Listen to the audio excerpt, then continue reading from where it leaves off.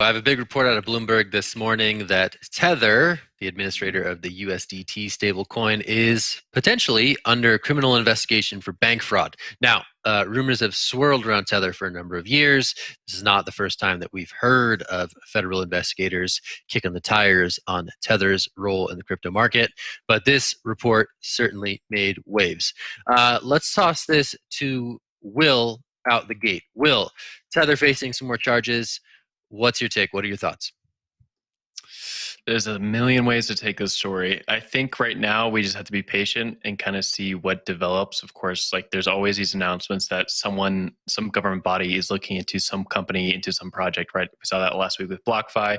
We saw that 2-3 weeks ago with stablecoins and Janet Yellen and Jerome Powell. We've seen just a lot of this over the last few weeks. The only things that really matter are the substance. For example, the Chinese Bitcoin mining ban, that has some substance behind it that really changed the Bitcoin economy writ large. Right now, we don't know much about this. It's a criminal investigation from years ago, which is interesting that, you still have the long arm of the law. They still care. I would say for DeFi founders, take note of that.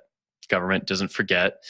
But we don't really have any more information besides that. I know that Tether has always been in the spotlight for years. It has been, and stablecoins are only coming to the spotlight more and more because they act as a new vehicle for moving money around the world really easily, and governments don't like that. They want to be able to track it and keep note of it. Well, anyone can have a stablecoin. Anyone can put a stablecoin in their wallet, and it's very hard for Uncle Sam to kind of keep track of that. So I'd expect more stablecoin regulation going forward, and I'd expect more of these reports of criminal investigations or just investigations, maybe not having any like criminal angle to them.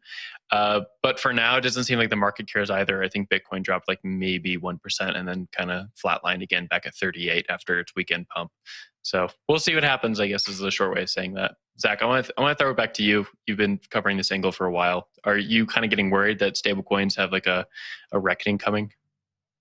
Yeah, I mean, I think, we saw comments from Yellen, we saw comments from others, and this seems to be squarely within that narrative of, okay, like are stablecoins like a shadow banking system? How do we regulate this, and how do we figure out how to make this safer for consumers while also fostering crypto innovation?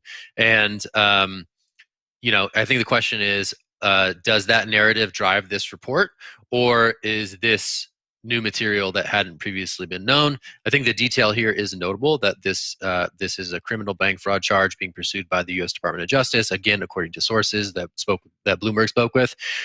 So the fact that these years-long investigations are still out there, looming over, a $62 billion project within the crypto ecosystem, certainly notable.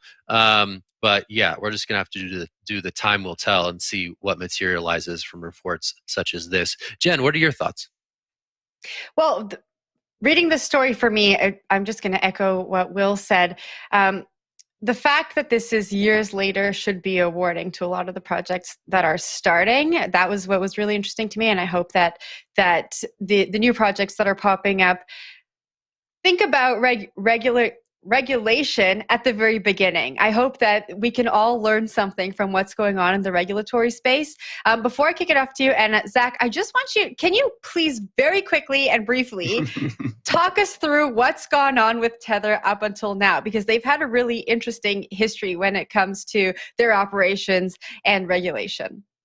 Oh, briefly, I could not do. Tether is like the Rorschach test in the industry, right? Tether is either like this nefarious entity that is propping up the entirety of the crypto market, or it is merely sort of a vestigial, sort of mechanical piece of the market that is less centrally important than it had been in the past.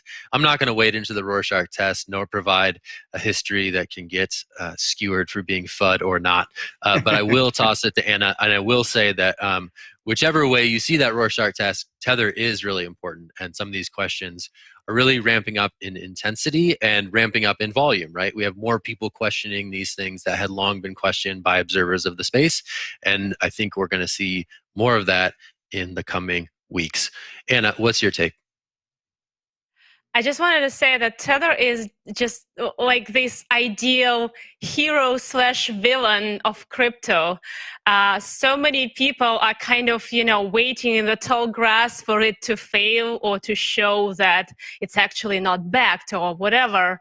And on the other side, there is a whole crowd rooting for Tether and saying there's nothing to see here. It's all legit. It's all backed.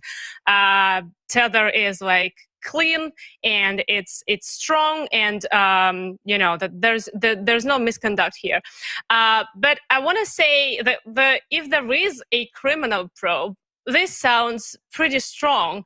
But the 2017 New York Attorney General investigation also sounded really serious, and Tether managed to come out of that, I would say, unscathed, because they have to settle. They now have these disclosures of their reserves, but Tether is functioning, and it is as instrumental for the crypto market as it is.